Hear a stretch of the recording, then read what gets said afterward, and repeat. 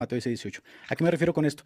Que en el Nuevo Testamento sea el culmen de la iglesia. Entonces, si la iglesia existe desde siempre, como dice Pablo, que todos fuimos bautizados bajo la nube, también los israelitas, y como dice Esteban, que la iglesia estaba también ya en la época de Moisés, la pregunta es, ¿esa iglesia necesitó de un papa infalible para perseverar? ¿O quién la perseveró en el pasado?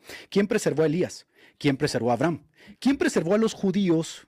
O a la descendencia justamente donde vendría el Mesías. ¿Se requería un papa infalible? ¿Se requería un magisterio infalible? ¿Quién preservó a toda esta iglesia? ¿O será que la iglesia apenas va a ser preservada justamente cuando aparezca el papa? No, si hablamos de la indefectibilidad de la iglesia, tenemos que hablar de la obra del Espíritu Santo, que es justamente el título que se le da en el Nuevo Testamento al confortador y vicario. El vicario es el que cumple con creces, por eso en Juan capítulo 2, versículo 20 se dice que nosotros tenemos la unción del Santo y por tanto no tenemos necesidad de que nadie nos enseñe las cosas porque la unción permanece en nosotros. Esa unción del Santo que descansaba en los sacerdotes, que descansaba en los profetas y que descansaba en los reyes, permanece en el creyente. Por lo tanto, todos aquellos creyentes que creemos en Jesucristo como Salvador, que murió, fue sepultado y resucitó, tenemos la promesa de que no veremos la muerte porque las puertas del Hades no prevalecerán contra nosotros. Iglesia, entonces, no es iglesia católico-romana. Iglesia es todo el conjunto de fieles de todo pueblo, lengua y nación que efectivamente han confesado a Cristo desde su corazón y lo siguen. Y en este caso, otra vez, si hay iglesias que se corrompen, por lo cual no podrías hablar de la iglesia católico-romana porque tenemos a las 7 iglesias de Apocalipsis, de las cuales 5 ya se corrompieron. Y tenemos, por ejemplo, la iglesia romana con una advertencia: no te jactes en tu soberbia porque tú puedes ser desgajado, dice Pablo a los romanos. Entonces, lo que estás haciendo acá es hablar de la indefectibilidad de la iglesia. Ok, te lo voy a conceder. Yo creo en la indefectibilidad de la iglesia. Confesión belga, capítulo 27, confesión belga, capítulo 28. Creo que hay una iglesia que no va a apostatar, creo que hay un remanente escogidos que van a permanecer por obra del Espíritu Santo. Entonces, intenta, por favor, hablarme de la infalibilidad del Papa, que es el tema. Dale. Bien, buenísimo. Vos me decís, la iglesia no nace en Mateo capítulo 16. Bueno, entiéndase, iglesia es asamblea. Estamos de acuerdo, ¿verdad? La asamblea cristiana con doctrina cristiana, seguidora de Cristo, ¿cuándo comienza a existir en el tiempo? En la línea de tiempo, ¿cuándo comienza a existir esta asamblea? Esta asamblea, este conjunto de creyentes en el Mesías que confiesan la muerte y resurrección de Jesucristo, que confiesan el bautismo para salvación, que creen en la Eucaristía. ¿Cuándo esta asamblea cristiana según la doctrina de Cristo comunicada por los apóstoles? ¿Cuándo comienza a existir? Es simplemente googlear. Vas a ver de que comienza a existir con Jesús de Nazaret. ¿Está bien? Entonces a eso me refiero. Claro que en otro sentido, asamblea también podemos encontrarla en el Antiguo Testamento. Claro que sí. Trata de no cometer falacias empleando términos ambiguos. Trata de no hacerlo. Porque cuando yo me refiero a iglesia, me refiero particularmente a esa asamblea cristiana que guarda los mandamientos de Cristo, la doctrina cristiana. ¿Está bien? Esa, claro, comenzó a existir. Comienza a existir a partir del siglo I, a partir de Cristo. Cristo es aquel que le da la doctrina para la salvación a los apóstoles para que estos la comuniquen y funden iglesias en sus viajes misioneros. Bueno, vos me decís, bueno, y entonces en el Antiguo Testamento, ¿quién preservó a Elías? ¿Quién preservó a los judíos y demás? Bueno, el tema es, ¿qué querés decir con preservar? Nuevamente estás utilizando una falacia de términos ambiguos, porque el preservar, el que hayan habido personas fieles, no necesariamente quiere decir lo mismo que nosotros afirmamos respecto a la iglesia en cuanto a la infalibilidad. ¿Está bien? Ahora, vos me decís, ¿se requería un papa? Se requiere siempre a Dios, Titán. Los católicos requerimos a Dios requerimos. Para que la iglesia sea preservada, para que la iglesia no sea destruida, para que la iglesia sea infalible, se requiere a Dios. Claro, Dios usa ciertos instrumentos y en este caso, bíblicamente, es el Papa. No, bueno, cometes unas impresiones terribles y te las voy a demostrar. No, la iglesia no nace en el Nuevo Testamento, Santiago, y eso tu iglesia no lo cree tampoco. En Hechos capítulo 7:38, Esteban incluso llama iglesia a la asamblea que dirigía Moisés. Este es el que estuvo en la iglesia en el desierto, con el ángel que le hablaba en el monte Sinaí con nuestros padres, y recibió palabras vivas para dárnoslas. Es decir, tú me vas a decir que Abraham no fue parte de la iglesia. Abraham fue parte de la iglesia. Y entonces, ¿quién preservó a Abraham? ¿Quién preservó a Elías, que fue parte de la iglesia? ¿Quién preservó a todos aquellos judíos que no cayeron en el desierto, que eran parte de la iglesia? ¿Quién preservó a Esteban, que no era en el Nuevo Testamento? En el Nuevo Testamento lo que tenemos es la culminación de la iglesia. Eso es lo que enseña tu propia iglesia. Entonces estás otra vez cometiendo imprecisiones terribles que tu iglesia no enseña. Dejemos claro en eso. ¿Y por qué te traigo esto a colación? Porque si la iglesia no nace en el Nuevo Testamento, efectivamente la iglesia ha sido preservada siempre sin la necesidad de un papa.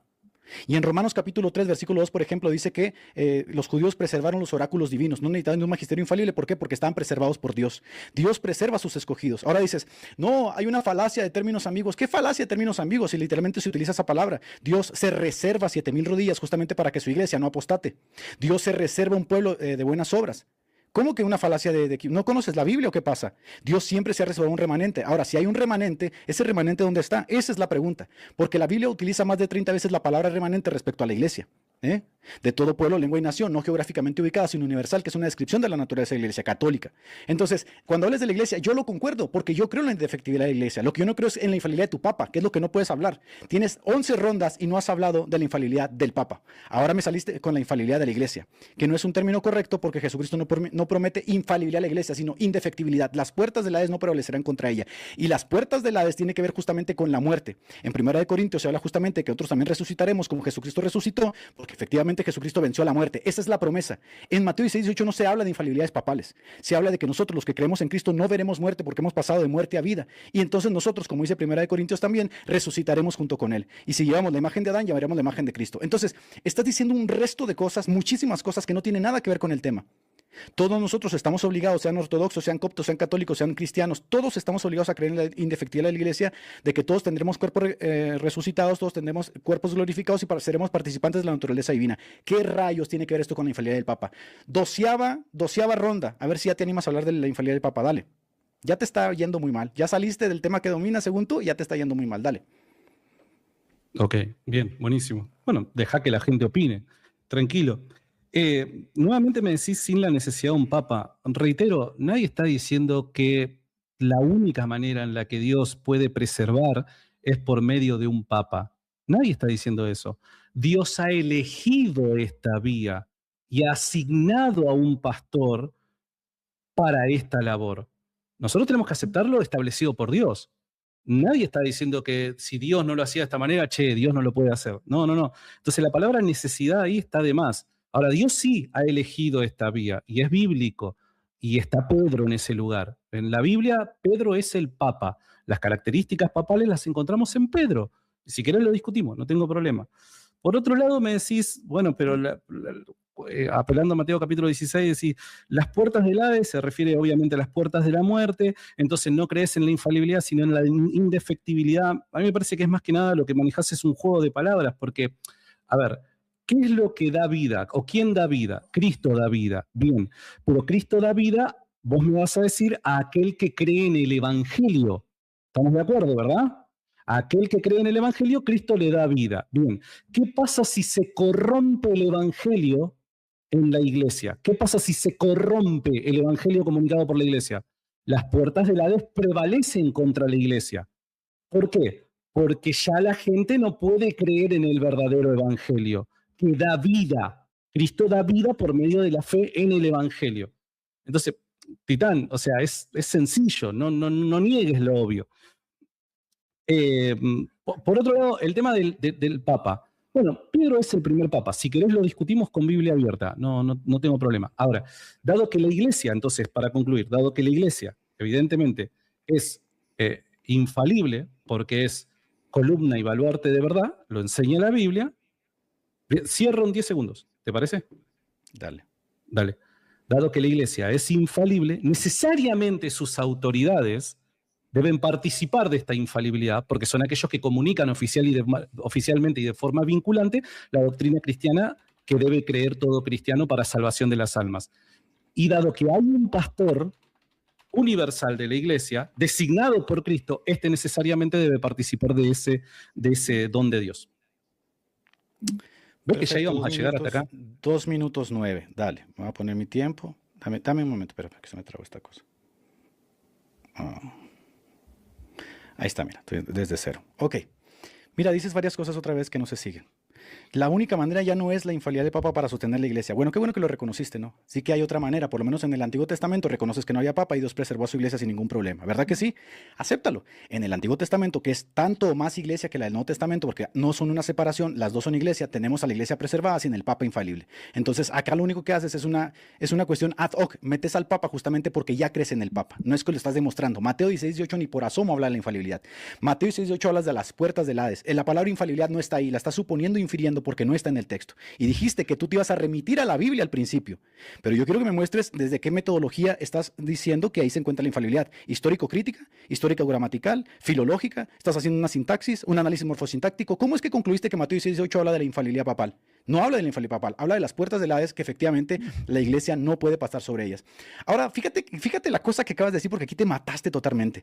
Dices que qué pasa si se corrompe el evangelio. Primero definamos evangelio porque Pablo lo tiene muy claro y el evangelio está definido en 1 Corintios capítulo 15. Y el evangelio consiste en creer la muerte, la sepultura y la resurrección de Jesucristo. Y luego Pablo dice en 1 Corintios 15, versículo 3, que si yo creo este evangelio soy salvo. Así que vamos a ver quién corrompió el evangelio para saber si es cierto que tu iglesia está protegida. Porque resulta que en Pastor Eternus, que es la definición que da tu iglesia junto con Satis Cognitum de la definición de la infalibilidad papal, se dice que se tiene que creer en la infalibilidad papal para ser salvo. Entonces, ¿quién corrompió el evangelio si estás introduciendo otro elemento al propio evangelio para la salvación? Si Pablo dice que yo debo creer en la muerte, la sepultura, la resurrección de Jesucristo, que es la regula fide o la analogía de la fe, y tú dices que también tengo que creer en el Papa, quien corrompió el evangelio eres tú. Entonces aquí tienes otro elemento histórico que efectivamente no se sigue de las propias escrituras. Me citas Mateo 16:18, me dices que tenemos que tener cuidado de que no se corrompa el evangelio, pero resulta que la infalibilidad papal es una corrupción del evangelio, porque Pablo ni por asomo dice que yo tengo que creer que Pedro es infalible para ser salvo. Eso te lo estás inventando y eso es una corrupción, lo cual arrastra el anatema de Gálatas capítulo 1 de que si nosotros añadimos o quitamos al evangelio, somos anátema. ¿Y sabes qué dijo Pablo? Incluso si nosotros lo hacemos. Bueno, pues tu iglesia lo está haciendo efectivamente. Entonces yo te voy a preguntar dos cosas. Primero, define evangelio, porque Pablo lo define en 1 Corintios 1:3. Y dime, ¿es necesario creer en la infalibilidad del Papa para ser salvo? Y ahí se te acabó el debate. Dale, 2 minutos 16 porque te tomaste 10 segundos más. Sí, no hay problema. Yo no tengo problema, Edgar. Bueno, no sabía que estaba hablando con un soloísta bíblico de esta manera tan voraz. Me decís, la palabra infalibilidad no está en el texto de Mateo capítulo 16. No sabía que necesitabas la palabra textual para justificar una determinada doctrina. Honestamente, Edgar, ahora, si necesitas la palabra, decime en dónde en la Biblia dice la palabra Trinidad. Porque, o sea, no sabía, Edgar, que necesitabas que diga la palabra explícita para justificar la creencia en algo. Está la vía de la inferencia, Titán, y la teología muchas veces se justifica a partir de inferencias. El caso de la Trinidad. Entonces, no sabía que necesitabas la palabra en Mateo 16, infalibilidad del Papa en este caso. Recordad que cuando cité Mateo capítulo 16, no tenía como objetivo hablar de la infalibilidad del Papa. Yo dije, primero tengo que construir el caso de la infalibilidad de la Iglesia para luego demostrarte el caso de la infalibilidad papal. ¿Te acordás que yo seguí esa línea lógica? Bueno, mi argumento pretende mostrar la necesidad de la infalibilidad de la Iglesia a partir de este pasaje. Perdón, ¿podés poner pausa un segundo?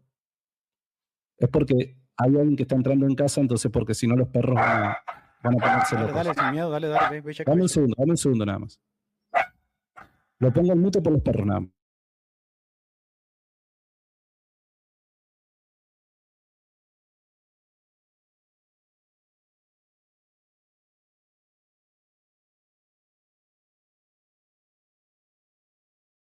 Listo, perdón. Entonces retomo. Cuando cito Mateo capítulo 16, mi intención no es justificar la infalibilidad papal. Me perdiste ahí el hilo lógico que estoy tratando de plantearte pacientemente. Estoy hablando de la infalibilidad de la Iglesia como consecuencia lógica de la promesa de Cristo. Cristo dice que las puertas de la muerte no prevalecerán contra la Iglesia.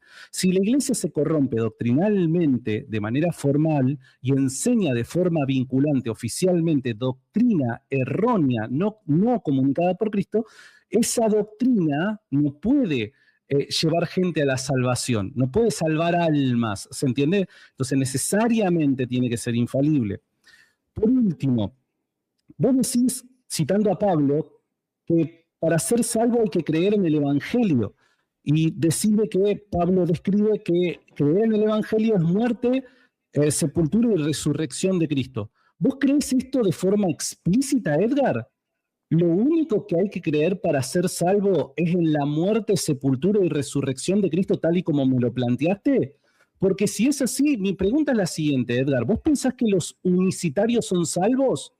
¿Quienes niegan la deidad de Cristo son salvos?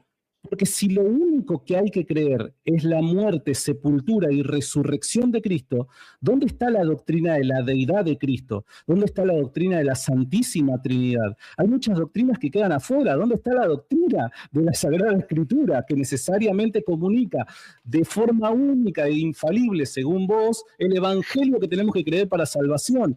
Entonces, si vamos a pretender que todo esto esté explicitado en la Escritura, y hermanazo, nada, me parece que tenés grandes problemas.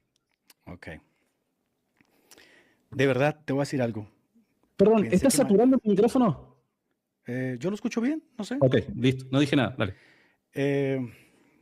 Santi, necesitas un catecumenado urgente, pero te voy a responder aquí punto por punto. Mira, primero me exigiste acá que te hablara solamente la Biblia. Ahora te cito la Biblia y te hago un análisis del texto de Mateo 6:18 y me llamas soloísta. Qué conveniente, ¿no? ¿Quién te entiende? Al principio me exiges que use la Biblia, ahora que uso la Biblia y te digo que en Mateo 6:18, desde cualquier hermenéutica, histórico-crítica, histórico-gramatical y cualquier metodología, no está la infalibilidad papal, me dices que si soy un soloísta bíblico, que te digo, ¿verdad? Es muy conveniente, no te das cuenta de lo que estoy diciendo.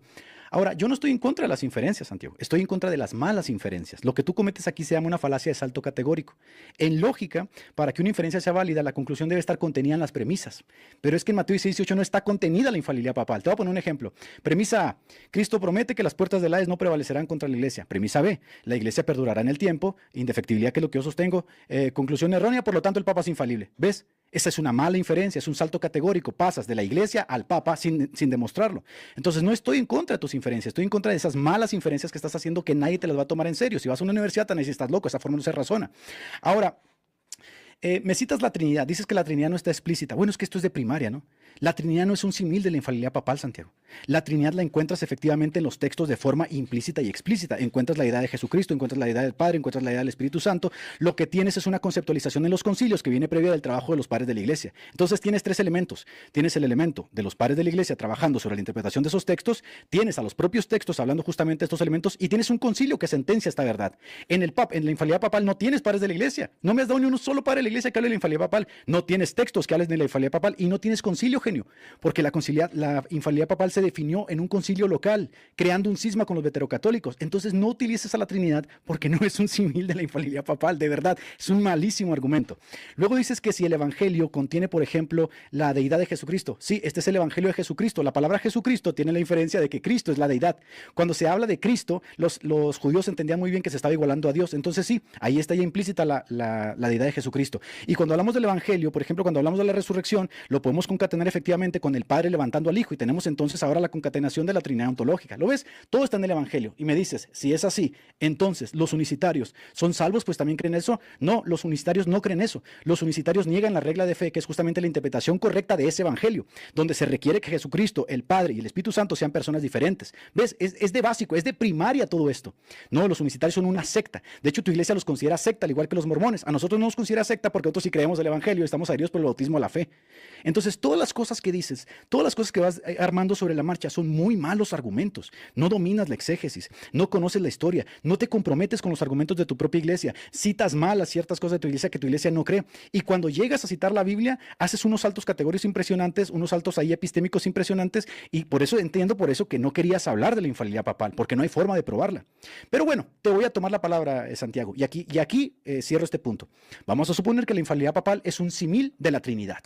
Entonces yo quiero que me demuestres efectivamente los criterios para que nos llevaran a nosotros a creer en la Trinidad. Primero, los padres de la iglesia, que tienen extensos documentos de los padres Capadocios, Tertuliano, Orígenes, Clemente, Santiago, la regla de Leris, Ireneo. Muéstrame también después la interpretación de esos padres sobre esos textos, es decir, muéstrame padres de la iglesia que interpreten esos textos como infalibilidad papal y muéstrame el concilio que sentenció que es ecuménico, que es una cualidad sine qua non para tener una verdad divinamente revelada y ortodoxa. Porque te recuerdo que los griegos también tutelan tradiciones y no creen en la infalibilidad papal. ¿Ves? Estás frito, papá. ¿Qué te puedo decir? No, dale.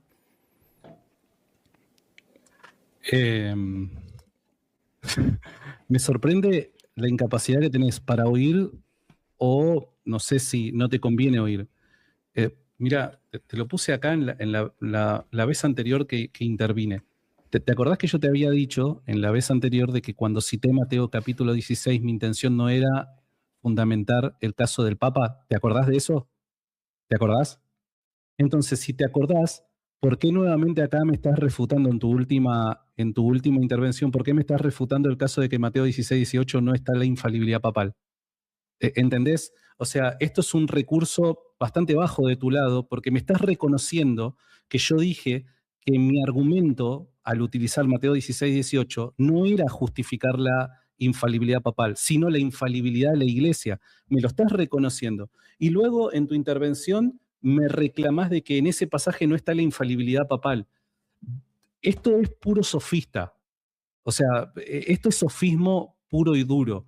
¿Por qué? Porque cuando te volvés por un instante intelectualmente honesto, me reconoces que me prestaste atención. Pero cuando te toca la parte de vos exponer, con el objetivo simplemente de ganar un par de aplausos de tu audiencia, sos capaz de tergiversar todo y apelar al engaño, apelar a la mentira. Esto es sofismo puro y duro. Bueno, primero quería aclarar eso. Segundo, vos decís que la Trinidad se encuentra implícita y explícita en las Escrituras. A mí me gustaría saber, no es el tema, pero ¿dónde está explícita la Santísima Trinidad? Te soy honesto. Esa está buena. Por otro lado, vos me decís de que, recordá, me citaste a Pablo cuando dice que hay que creer en el Evangelio, que es la muerte, la sepultura y la resurrección de Cristo para ser salvo. ¿Te acordás? Vos citaste eso como el Evangelio. Mi respuesta, ¿cuál fue? Mi respuesta es, ¿solamente esas doctrinas hay que creer para ser salvo? Porque si vamos a pretender de que el texto sea exhaustivo y eso es lo único que hay que creer para ser salvo, ¿dónde está el resto de doctrinas fundamentales y esenciales que desde siempre los cristianos han enseñado para la salvación de las almas? Ahí vos hiciste una especie de maroma diciendo de que los judíos en la época de Jesús creían que Cristo era Dios o algo por el estilo. Está bien, habían algunos judíos que esperaban un tipo de Mesías cuasi divino. Es cierto eso que vos decís, pero era una parte de los judíos, Titán. No eran todos los judíos. Pero esto cualquier persona lo sabe. Entonces vos estás generalizando y estás dando por sentado cosas que ningún académico te permitiría en una evaluación de ingreso a una universidad, amigo. Y eso que el neófito soy yo. Entonces vos no podés generalizar de esta manera. Estos supuestos que vos manejás son supuestos tuyos, que claro, yo también creo. Yo creo que Jesús, es necesario que creer que Jesús es Dios para la salvación, claro. Pero recordá, en el Evangelio que vos me citaste de Pablo no aparece eso. ¿Está bien? Entonces, con todo respeto, creo que tenés varios problemas a la hora de argumentar. 3 minutos 15, papá, ¿eh? Te estás atreviendo, dale. No, sabés que no me di cuenta, pero remarcame Dale. o haceme seña cuando ya estemos en los dos. La verdad que no me di cuenta. Mira, la razón del por qué te cité Mateo 16:18 es porque es el argumento que utiliza tu propia iglesia y tú concordaste que ibas a darme la interpretación de tu propia iglesia. ¿Ves? Por eso te pregunté al principio si te ibas a comprometer con los argumentos de tu propia iglesia, porque tú no te debes a ti mismo. Tú tienes una mediación sacerdotal y magisterial a la cual te debes y que obviamente es más competente que tú. Entonces yo espero que seas competente y no me cites Mateo 18 para hablar de la indefectibilidad de la iglesia, porque tu iglesia no tiene miedo en utilizarla para hablar de la infalibilidad del Papa. Vamos, atrévete y muéstrame efectivamente que Mateo 18 tiene ese salto categórico de hablar de la infalibilidad de la iglesia e infalibilidad del Papa, que no se sigue. Entonces, Mateo 18 habla de indefectibilidad de la iglesia. Muy bien, ya te lo concedí, porque yo también creo que la indefectibilidad de la iglesia está evidente en los textos. Lo que tienes que comprometerte es que Mateo 18 habla de la infalibilidad del Papa, papá. Ahora dices que la Trinidad no está explícita en las Escrituras. Pues estás muy errado, efectivamente, porque Juan capítulo 6:27 dice que el Padre es Dios. Juan capítulo 1:1 dice que el Hijo es Dios. Hechos capítulo 5 dice que el Espíritu Santo es Dios. Lo que se sigue de esa explicitación es una conceptualización de la iglesia. Entonces estás confundiendo otra vez las categorías. Tú quieres encontrar la palabra Trinidad. No, yo aquí tengo una inferencia que se sigue de las Escrituras. Yo tengo, por ejemplo, aquí que puedo concluir que el Padre es Dios porque el texto dice que el Padre es Dios. Yo puedo concluir que el Hijo es Dios porque el texto dice que el Hijo es Dios. Yo puedo concluir que el Espíritu Santo es Dios porque la Biblia lo maneja justamente como Dios. Lo que tengo es una conceptualización de cómo se comunican entre ellos la Trinidad ontológica y la Trinidad económica. Ahora tú me dices, Mateo 16:18 habla de inferencia de la infalibilidad papal. Ah, sí, a ver, muéstrame Mateo 16:18, donde mínimamente se alude infalibilidad en el texto, donde mínimamente. ¿Y sabes cuál es el problema? Que Si vamos a los primeros comentarios de Mateo, de los padres de la iglesia, que interpretaron los textos para poder ser símil justamente de cómo se desarrolló la Trinidad, que los padres de la iglesia también interpretaron los textos sobre la Trinidad, no encuentras nada, porque la primera pretensión de jurisdicción papal respecto a Mateo 16:8 la encuentras en el siglo IV. De las más de 300 citas, por ejemplo, que tenemos de los padres apostólicos, discípulos directos de los apóstoles, ninguno de ellos utilizó Mateo 16:8, Santiago. Lo que pasa es que no te quieres comprometer del todo, porque si te comprometes del todo, se va a evidenciar efectivamente que has introducido elementos perniciosos a la fe. Ahora, dices que si Pablo dijese que solo se debe creer en la muerte, en la sepultura y en la resurrección de Jesucristo, estaría obviando cosas. No, no está obviando cosas, y te voy a mostrar por qué. Porque la iglesia primitiva sostuvo lo que es la regla de fe, que tú sostienes y recitas y vas a la misa, que se llama el credo, ya sea el credo niceno, credo de los apóstoles o credo niceno constantinopolitano. ¿Y qué dice? La naturaleza del Padre, la naturaleza vicaria de la muerte de Jesucristo, la naturaleza de la iglesia, y es todo. Si tú dices que hay otras cosas que están ahí para ser salvo, dímelas. Dime acaso, ¿la infalibilidad papal es una de esas cosas para ser salvo? Comprométete. La iglesia enseña en Pastor Eternus que debido a que es un dogma divinamente revelado, es necesario para la salvación del pueblo. Entonces dime, si yo no creo en la infalibilidad del Papa, sin la evidencia patrística, sin la evidencia bíblica, contrariando totalmente el Evangelio de Pablo, contrariando la historia de la iglesia, ¿yo no soy salvo? Esto es un elemento pernicioso que está en contra del Evangelio, porque Pablo a la iglesia de Corintio le dijo, si ustedes perseveran en esta verdad, son salvos. Pero bueno, dices que hay que creer otras cosas para ser salvos, menciónalas, vamos a mencionarlas, a ver si una de ellas te animas y dices que es la infalibilidad papal. Dale. Bien, buenísimo. Perdón, antes de tomar el tiempo, ¿me podrías decir qué querés decir con indefectibilidad de la iglesia?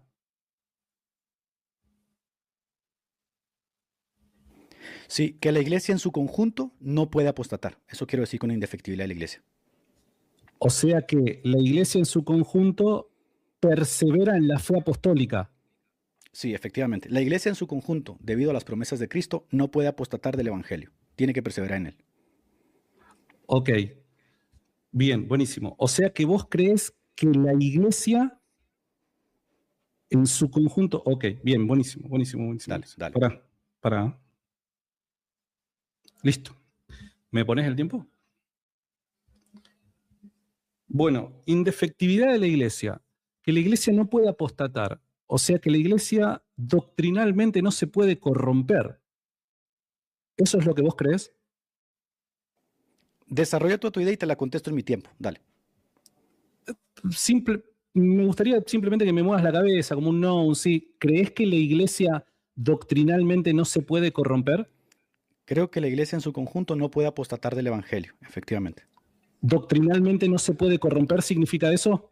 Sí, creo que la iglesia no en su conjunto se puede corromper. Iglesias locales, sedes locales, conjunto de personas que militan en alguna zona se La pueden iglesia corromper. como cuerpo de Cristo, ¿el cuerpo de Cristo se puede corromper doctrinalmente hablando? Como cuerpo espiritual de todo pueblo, lengua y nación, no, por las promesas de Jesucristo.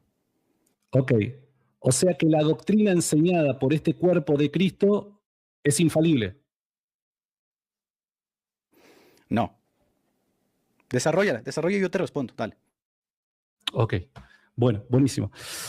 Viste que hay una parte del credo que dice, creo en la Santa Iglesia Católica, la comunión de los santos, el perdón de los pecados. Viste que es la última parte del credo. Recién me decías, bueno, entonces exigiéndome, deberías encontrar en el credo que recitas en cada misa la doctrina de la infalibilidad del Papa. Es que la doctrina de la infalibilidad del Papa es parte de lo que confesamos acerca de la Iglesia Católica. Creo en la Santa Iglesia Católica. ¿Qué es lo que creo respecto a esta? Bueno, creo que es el cuerpo de Cristo, creo que es infalible esta Santa Iglesia Católica. Una Santa Iglesia Católica que institucionalmente es visible, que está compuesta por ministros legítimamente ordenados. Cuando nosotros confesamos, creo en la Santa Iglesia Católica, estamos diciendo, creemos en lo que la iglesia visible es. Creemos en esta estructura establecida por el mismo Jesucristo. Creemos en lo que este cuerpo místico de Cristo es, que es infalible. Y ahí está el Papa incluido, Titán. Che, qué rápido que se me pasa el tiempo. Bro, y te estás comiendo Entonces, 3 minutos, te estás comiendo 3 minutos, y de por eso me comí tres no minutos sé, viendo la la galleta. verdad que No, te doy no otro sé cómo me minuto. estás ¿Quieres tomando el otro? tiempo. No Te hace doy falta, otro. no hace falta, no ¿O hace quieres falta. tomarlo tú? Pero por último, entonces, si Dale. la iglesia es infalible, necesariamente el pastor de esta iglesia, asignado por Jesucristo, debe participar de dicha infalibilidad. Es una inferencia, mías. Es un error. Recuerda tú que en 1 Corintios capítulo 3 dice que el perito arquitecto es el apóstol. Los apóstoles puso primero Dios en la iglesia. Los apóstoles fueron los que dieron el misterio revelado. Nosotros sobreedificamos sobre el misterio de los apóstoles. Hay que entender entonces cuál es el misterio de los apóstoles. La iglesia histórica decía que era la regla de fe. La indefectibilidad de la iglesia se da en el sentido de que participemos de esa verdad, no por la propia iglesia. Tú dices que tu iglesia, a causa del Papa que revela dogmas revelados infaliblemente, participa de la verdad. No es así. Porque literalmente tu iglesia dice que para salvación del pueblo, dice Pastor Eternos, le ha concedido al sucesor de Pedro tener este don de la infalibilidad cuando hables cátedra en doctrina y fe moral. Y en ese sentido, por supuesto, la iglesia persevera en esa infalibilidad negativa que tiene el Papa. Bueno, esto no lo creía la iglesia primitiva.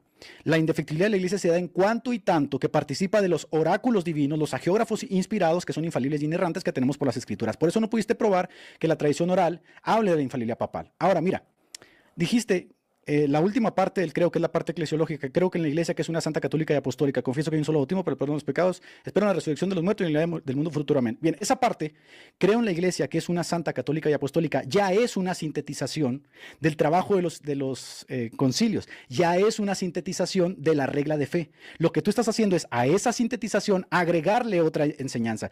Ahí, cuando dice creo en la iglesia, significa ahí está la infalibilidad papal. No, y te voy a decir por qué. Porque en el concilio de Éfeso, en el numeral 7, si no estoy mal, de 431, hay un problema. Si tú le agregas algo a la regla de fe, has negado la fe ortodoxa. Y por eso ustedes tienen problemas con los ortodoxos, porque agregaron el filioque que no estaba en los credos más antiguos. Entonces, cuando dices creo en la iglesia, estás describiendo la naturaleza de la iglesia universal, no de la iglesia católico romana que tiene un papa. ¿Ves? Otra vez, esta imprecisión la cometes porque no conoces de historia. No sabes lo que es efectivamente la regla de fe, no sabes lo que son los concilios, no sabes justamente lo que son las definiciones de la analogía, no sabes justamente lo que es la naturaleza de esta iglesia, y a esta propia regla de fe y a esta propia inscripción ya le introdujiste otro elemento que es la infalibilidad papal. Nadie te va a aceptar eso. Es más, es que ni dentro de tu propia iglesia se aceptó, porque cuando se generó este asunto de la infalibilidad papal, ¿sabes qué pasó? Se generó un cisma. Surgieron los veterocatólicos. ¿Por qué? Porque no está en la historia de la iglesia. Ahí lo tienes. 2 minutos 12. Ok. Dijiste papa que revela dogmas. Fue una verdad? imprecisión, fue una imprecisión. No, Ok, ¿qué quisiste decir entonces? No, quise decir Porque que... ya las imprecisiones son un montón, hermanazo. Qué bueno que me preguntas porque lo corregí sobre la marcha. Los A ver, ¿qué dogmas quieres son decir? verdades divinamente reveladas, ¿sí o no? Sí, Entonces, ¿se le concede al Papa dar las definiciones de esas verdades divinamente reveladas? sí. Ahí lo tienes, eso quería decir. Claro, pero no revela. No, no revela, se me fue la palabra, exactamente. Ok. Dale. Bien, buenísimo. Sí, porque no produce conocimiento nuevo, no es inspirado. Bien, buenísimo. Sí, no es inspirado. No es inspirado, pero es infalible. Ahí te agarré, dale. A ver, dale. Vamos en esta ida y vuelta, dale. Vamos en esta ida y vuelta. No es inspirado, pero es infalible. Así es. Ok. Si nosotros tomamos la inspiración como criterio anterior a la infalibilidad, los apóstoles eran inspirados, por lo tanto dejan oráculos infalibles e inerrantes, ¿cómo es que el Papa es infalible si no es inspirado? Dale. Infalible entendemos como que no comunica el error. ¿Estamos de acuerdo? Tiene una incapacidad del verbo infallibilitis, de latín, no puede errar. No puede errar. Bien, no puede errar. La Iglesia Católica no dice de que no puede errar en virtud de su propia naturaleza. ¿Estamos de acuerdo? Se acabó el debate, Papa. ¿Por qué? Porque la condición para ser infalible, según lo encontramos en la propia inspiración, es esa inspiración. Mira, hay 3 elementos en la infalibilidad, Santiago, te lo voy a explicar. Con todo respeto. Déjame te lo explico y te doy la palabra. Nada más déjame esto. La infalibilidad se da desde 3 criterios. Para que exista infalibilidad, que es la incapacidad de errar, tiene que existir previamente omnisciencia. Es un atributo incomunicable de Dios. Dios, por cuanto lo sabe todo, no puede errar, no aprende, tiene aseidad y simplicidad. Y para que nosotros podamos participar de la infalibilidad, Dios tiene que hacer lo posible. Esto es la omnipotencia. Entonces, los apóstoles dejaron oráculos infalibles e inerrantes, que son las Sagradas Escrituras, a causa de un criterio anterior. Participaron de la inspiración de Dios, la inspiración plenaria que tu propia iglesia acepta en Dei Verbum. Tú dices que el Papa es infalible, que no puede errar, pero no participa de la inspiración, porque el catecismo enseña que no es inspirado. Entonces, aquí lo que tenemos efectivamente es un alegato especial. Quieres que le concedamos el título de infalible al Papa, pero no te comprometes con lo que la infalibilidad en la propia iglesia enseña, que es la inspiración. Entonces lo que tenemos de fondo es una infalibilidad particular, un alegato especial, una petición de principio que nunca vas a poder probar. O pruébala, dale. Bien, buenísimo. Estamos entonces de acuerdo que infalibilidad es la incapacidad para errar. ¿Estamos de acuerdo con esa definición? En el sentido en que lo estamos hablando doctrinalmente, previo a la inspiración. Doctrinalmente. No, para. Eso de la inspiración lo estás metiendo vos. ¿Está bien? No, Evidentemente, para. Evidentemente, el resultado de la inspiración es la incapacidad para errar. Estamos de acuerdo con eso. Exactamente. Pero no es el único modo en el que alguien puede ser infalible. No es el único modo. Te escucho. Acá te pregunto, ¿Dios no puede valerse de otro modo para hacer de una persona en una determinada circunstancia específica incapaz de caer en el error? Te respondo, Dios puede hacerlo y Dios no puede hacerlo. Para que sea válido, tendrías que salir del Deus ex machina, porque lo que quieres hacer es empujar el Dios puede hacerlo. Eso es una falacia. Sí, Dios puede hacer muchas cosas, lo que tienes que hacer es probarlo. Prueba que Dios quiere hacer al Papa infalible. Eso es lo que tienes que probar. Okay. Está bien. Pero primero, Dios puede hacerlo y Dios puede no hacerlo. Claro, Dios no está obligado a hacerlo. No, está bien. ¿Ves cómo utilizás términos ambiguos? Yo te estoy hablando de la posibilidad, en virtud de su naturaleza, para Dios, ¿es capaz de poder hacerlo? Hay una sola respuesta para eso. Y ya vamos a empezar a pisarnos. Pero Mira, Titán, desarrolla la idea porque ya el diálogo no va a fluir igual. No, desarrolla. Te voy a dar tus 3 minutos, dale. Yo no sé si soy yo el que tiene mala señal o está siendo vos en este momento, porque te veo así todo pixelado. Por las dudas te aviso. Ay. Déjame ver. Quizás soy yo. A ver. Me parece que sos vos. A ver, te digo. Sí, papá, a estas horas el internet por acá es una bosta, ¿no? Pero dale, igual me escucho, ¿no? Me escucho. Ok, está bien. Yo te lo quería avisar nada más. Le damos unos 20 minutos más, ¿te parece? Le damos unos 20 minutos más. Sí, bien. Está bien. Dale. Está fantástico. Después me dejas usar este video de principio a fin sin edición y sin cortes. Todo tuyo. No me lo vas a denunciar, ¿eh? No, dale, todo tuyo. Porque te afecta económicamente, ¿verdad? No creo que quieras subirlo a tu canal, de verdad. No lo vas a hacer. Que no. Mañana lo voy a subir. Mañana lo voy a subir, ¿cómo que no? Dale. No, la verdad que me gustó mi performance, tengo que ser honesto. No tener vergüenza es escuchar la primera parte tuya, Titán. ¿Vos escuchaste lo que es tu defensa? Tomá nota después. Te voy a decir tus palabras, que la gente opine. Está bien, que la gente opine. Me parece fantástico, que la gente opine. Entonces, oye, pero mira, vamos a tomar 20 minutos y te vuelvo a dejar tu tiempo para sacarle provecho a estos últimos 20 minutos, que me tengo que ir de verdad. Ya tenemos casi 2 horas. Pará, hagamos lo siguiente. Las últimas palabras concluimos, después lo seguimos en otro momento. Pero dale, tengo 20 minutos más. No sé si tengas problema con el tiempo. No, yo no tengo problema con el tiempo. Lo que pasa es que, por dar un ejemplo, capaz que de acá a 15 minutos estamos en un momento medio suculento y vos te tenés que ir y es un garrón y va a parecer como que te si fuiste, estamos en un momento suculento, dale. Hago algo para detenerlo. Dale. Tus 3 minutitos, dale. Ahí está. Entonces, nuevamente, caes en una falacia, amigazo, nuevamente, porque utilizás términos ambiguos constantemente. Dios puede y no puede. Bueno, te tengo que repreguntar, necesariamente con vos tengo que constantemente repreguntarte con el objetivo de que aclares qué es lo que querés decir al utilizar determinadas palabras. Dios es capaz, presta atención, Dios es capaz de proveer un modo para que un determinado individuo, sin la necesidad de ser inspirado, no caiga en el error. Evidentemente sí, tu respuesta tiene que ser sí.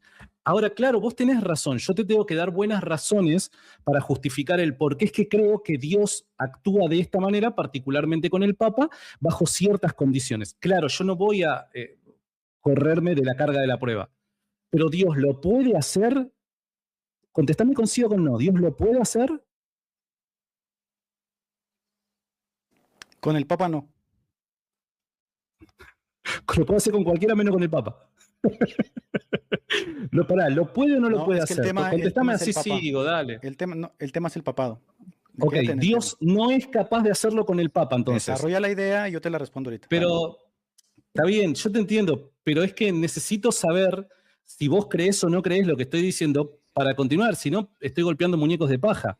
En mi tiempo escuchas y luego tienes... En mi tiempo escuchas mi respuesta y luego tienes tu tiempo. Ni siquiera necesitas decir nada. Decime sí o no con la cabeza. No quiero que nos pisemos. Yo me remito a lo que acordamos. No me pises. Moví la cabeza, por sí o por no. Ya te dije que no. Es capaz... según el criterio sine qua non que establecimos desde la inspiración, no el Papa tal como lo establece la Iglesia Católica Romana. Eso es lo que sea que Dios no es capaz de, sin la inspiración, hacer que el Papa, bajo ciertas condiciones, no pueda caer en el error. Dios no es capaz de hacer eso. Estás limitando el poder del Todopoderoso, amigazo. Con el objetivo simplemente de justificar tu postura protestante, estás atentando contra la naturaleza de Dios, que es todopoderoso. Cualquier filósofo, sea católico o no lo sea, va a estar de acuerdo conmigo en que Dios lo puede hacer. Claro, con esto yo no estoy justificando de que lo haga con el Papa. Yo tengo que demostrar que lo hace particularmente con el Papa. Pero vos no me podés decir que Dios, si quiere, no puede hacerlo. ¿Cómo simplemente porque es el Papa no va a poder hacerlo, amigazo? Si me decís que no puede, entonces yo ya no puedo continuar con la conversación. Te soy honesto, quedo acá en este punto. Ok, ahora te respondo.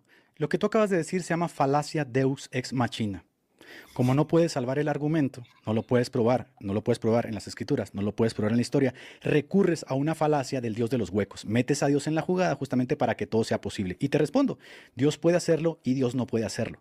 Pero lo que estás haciendo es un alegato especial. Quieres que te conceda que efectivamente Dios puede hacerlo. Pero es que mira, Santiago, si yo te concediera eso, ¿tú me concedes que Dios puede no hacerlo y que Dios puede preservar a su iglesia sin un papa infalible? Y entonces tenemos dos argumentos que se autoanulan porque no se están gestando desde una argumentación sólida, están literalmente gestándose desde alegatos especiales. Yo te estoy probando que Dios no necesita hacerlo porque Él ya nos dejó una fuente primaria que es infalible y que se autovalida a sí misma. Tú me dices que Dios puede hacerlo pero sin ningún tipo de argumentación, simplemente porque Dios es todopoderoso. Sí, Dios es todopoderoso, pero no está literalmente obligado a cumplir tus caprichos ni los de la Iglesia Católica Romana. Entonces aquí estás cometiendo otra vez falacias. Estas sí son falacias, cualquiera te las puede detectar. Esta es una falacia de Deus ex machina que básicamente mete a Dios en la jugada porque para salvaguardar lo que no puedes probar desde la historia, ni desde la exégesis, ni tampoco desde la hermenéutica, ni desde los padres de la Iglesia, ni desde nada. Entonces, ¿Dios puede no hacerlo? Sí, Dios puede hacer cosas y puede no hacer cosas. Dios puede haber decidido que tú no fueras católico, Dios puede haber decidido que yo no naciera en México, Dios puede hacer muchas cosas y no puede hacerlas. Esa no es una forma correcta de argumentar. Está siendo sofista. Lo que tienes que demostrar es que Dios quiere hacerlo. Y ahora, cuando argumentes de que Dios quiere hacerlo, remítete a las condiciones que tu propia iglesia propone de cómo y por qué Dios quiso hacerlo, que es lo que no has podido, por eso estás argumentando así. Dale, 2 minutos 42. Edgar, el intento desesperado que estás mostrando por validar una postura injustificable es impresionante. Dios puede hacerlo o puede no hacerlo. Nuevamente, fíjate poder hacerlo, el significado que tiene en tus oraciones. Cuando vos decís puede hacerlo o puede no hacerlo, estás hablando de podría hacerlo si quisiera o podría no hacerlo si no quisiera. Pero esa no es mi pregunta, Edgar. Mi pregunta es si es capaz de hacerlo. Poder en base a si es capaz. Puede hacerlo en base a si tiene esa capacidad como todopoderoso. ¿Se entiende? Acá vos estás apelando a un sofisma muy barato, Titán, porque estás utilizando nuevamente términos de forma ambigua. El puede me lo estás presentando como una posibilidad. A ver, Dios podría hacer tal cosa, y si quisiera, podría, pero si no quisiera, no podría. Yo te estoy preguntando, según la naturaleza de Dios, si quisiera hacerlo, ¿lo puede hacer? ¿Es capaz de hacerlo? La respuesta evidente es sí. Ahora yo tengo que mostrar de que Dios quiere hacerlo. Claro, si Dios ha asignado a un pastor para toda la iglesia, pastor universal, como lo fue Pedro, para toda la iglesia, y además Dios ha prometido una iglesia infalible, porque vos y yo creemos que en cuanto a la doctrina que profesa la iglesia, no puede errar, no puede caer en apostasía, no puede enseñar herejía oficial y de manera vinculante. Vos y yo creemos en eso, los dos creemos en eso. Entonces, si hay un pastor universal asignado a esta iglesia para comunicar fielmente la doctrina, y vos crees, como yo, de que la doctrina en la iglesia debe preservarse por promesa de Cristo fiel hasta el final de los tiempos, necesariamente quien tiene esta tarea tiene que ser infalible. Y Dios puede hacerlo, es capaz de poder hacerlo. Entonces, la conclusión es, no solamente Dios es capaz de hacerlo, puede hacerlo, sino que además Dios quiere hacerlo, porque para eso asignó un pastor universal y le prometió a esta iglesia que este pastor pastorea, que no caería en el error doctrinal. La autoridad oficial para comunicar doctrina de manera oficial y vinculante es este pastor unido al resto de pastores. Entonces estos no pueden caer de forma oficial y vinculante en el error doctrinal. Ahí tenés la infalibilidad papal, amigo. No, lo que acabas de presentar es una tremenda metralleta de sofismas. Mira, Mira, para, no, antes de que arranque, déjame por favor hablar. pero para terminar. No sé quién arrancó. ¿Arrancaste vos o yo? No me acuerdo, honestamente no me acuerdo. Tú arrancaste. Yo arranqué, bien. Entonces, cerrás vos y terminamos. ¿Te parece bien? Dale, bien. Dale, Me parece. dale. Acabas de soltar una falacia, una metralleta de sofismas. No te Dale. consuelo el argumento porque no estamos debatiendo metafísicamente qué puede y no puede hacer Dios. Ese es otro debate. Literalmente estás envenenando el pozo con cualquier cosa, ¿no? Porque ya no puedes ni siquiera citar las escrituras, ni los pares, nada. Ahora, porque Dios puede hacerlo, quiso hacerlo. Bueno, pero es que de ese puedo hacerlo a querer hacerlo, está todo ese hueco argumentativo que no presentas. Porque yo no veo que Dios quiera hacerlo en Mateo 16, 18. Yo no veo que Dios quiera hacerlo en Juan 21. O sea, la infalibilidad brilla por su ausencia y tienes un hueco argumentativo que nunca se llena. Dices, Dios puede hacerlo, por lo tanto quiere hacerlo. Nada más que ese quiere requiere justamente un acto de la voluntad divina. Tienes que demostrarme que Dios en un acto de su voluntad divina quiso hacer a tu Papa infalible. Eso es lo que nunca pruebas. Y esto se llama este argumento es una falacia lógica. Dios puede hacerlo, por lo tanto lo hizo. Es muy común, como te dije, en la argumentación del Dios de los huecos, ¿no? Dios puede hacer que las piedras hablen, sin duda, pero eso no significa que cada piedra que encuentra sea un profeta, ¿verdad? La pregunta del debate no es sobre el poder absoluto de Dios y qué puede hacer, sino sobre su revelación. ¿Qué quiso realmente hacer Dios? Y por eso al principio te dije, lo que quiso hacer Dios es que esa omnipotencia puenteara entre el ser humano y él a través de una revelación que se arroga a sí mismo autopistos esta infalibilidad. Autopistos, la escritura es teofnustos. Entonces ahí yo tengo la argumentación. Dios puede, Dios quiso, Dios lo hizo. Tu argumentación se cae totalmente. Y luego dices, tiene que ser así. No, eso se llama pendiente resbaladiza, es otra falacia. No tiene que ser así. Tú quieres que sea así, pero no es así. Para que sea así, mínimamente tendrías que probar que es así. Pero para probar que es así, tienes que argumentar cómo es que hay un acto de la voluntad divina en donde efectivamente Dios quiere que tu Papa sea infalible en ciertas circunstancias y no lo pruebas. Entonces, fíjate cómo empezamos este live. Empezamos con el canon y terminamos literalmente en esta falacia de Dios puede hacerlo, por lo tanto el Papa es infalible. No puede ser tan bajo esta argumentación. Pero bueno, cerremos ya, porque ya es tarde. Bueno, estuvo bueno. Fue un gusto. Me gustó. Sí, estuvo La muy verdad bueno. que fue un gusto. La verdad que me gustó. Fuera de broma te lo digo. Ahora sin chicanas. Fuera de broma me gustó. A ver cuándo lo repetimos. Seguro. Creo que ya cumplimos, por lo menos que yo estuve en tu canal, tú estuviste en mi canal. Podemos seguir interactuando sin ningún problema. Yo a mí de hecho, una de las cosas que hace un tiempo yo quería, que creo que en algún momento lo hablé con vos, no me acuerdo, en privado, era el que podamos hacer algo juntos reaccionando o algo por el estilo, y bueno, después por obvias razones no se pudo hacer. Pero bueno, espero que no sea la última vez que nos encontramos en un espacio. Te voy a hacer una confesión aquí. A ver, dale. Tú sabes que la apologética en redes sociales se vició bastante, tiene bastante viciada, se ha vuelto en ocasiones impresentable. Y desde mi punto de vista sería muy chévere, de verdad, que pudiéramos limar asperezas, argumentar como lo hicimos hoy. Yo sé que mucha gente que te sigue no va a cambiar de opinión, quizá lo hagan, quizá no, pero creo que sería bueno, por lo menos, que pudiéramos ya interactuar a estos niveles, ¿no? Creo que la gente lo pide, creo que la gente lo quiere. Y por mi parte yo estoy puesto. Te hago una pregunta. ¿Estarías en un futuro comprometido ahora sí a debatir formalmente, ya que yo siempre acepto tus términos? ¿Pero esto no es un debate formal? Como el que tuve con Rigo. No, pero, a ver, voy a explicar, si me permitís, voy a explicar algo. Honestamente no me gustan esa clase de debates. No me gusta. Y te concedí esta forma, porque me parece que es lo más aproximado a esa clase de debates que vos tanto pedías.